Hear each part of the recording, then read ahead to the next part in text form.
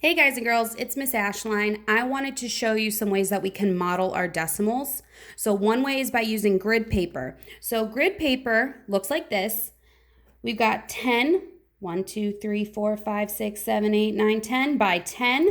And that's actually the same thing as our flat from our base 10 blocks. The flat is the same thing as our grid paper that's 10 by 10.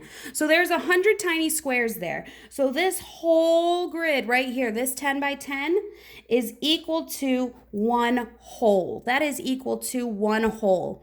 So one way that I can model my decimals is by coloring this in.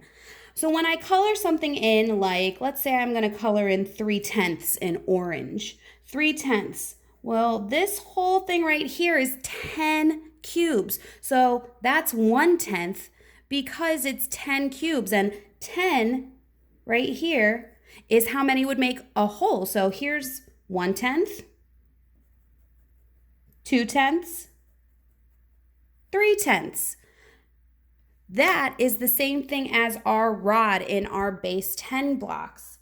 That is the same thing as a rod because there are 10 cubes, just like how there are 10 squares for our grid paper. Now I'm going to take a different color this time. And on the same grid paper, I'm going to show 7/100ths. 7/100ths. I'm going to show 7/100ths in blue. So there are 100 tiny squares. So because there's 100 tiny squares, I'm going to color in 7 of those 100 tiny squares. 1, 2, 3, 4, 5, 6, 7. That's 7/100ths. Now we also have to remember that 3/10 is the same thing as 30/100ths because they are equivalent fractions. So when I multiply 10 times 10, whatever I do to the bottom, I do to the top times 10. 10 times 10 is 100. 3 times 10 is 30. So this is 30 little hundreds cubes. That's the same thing as our single cubes that we use for our base 10 blocks.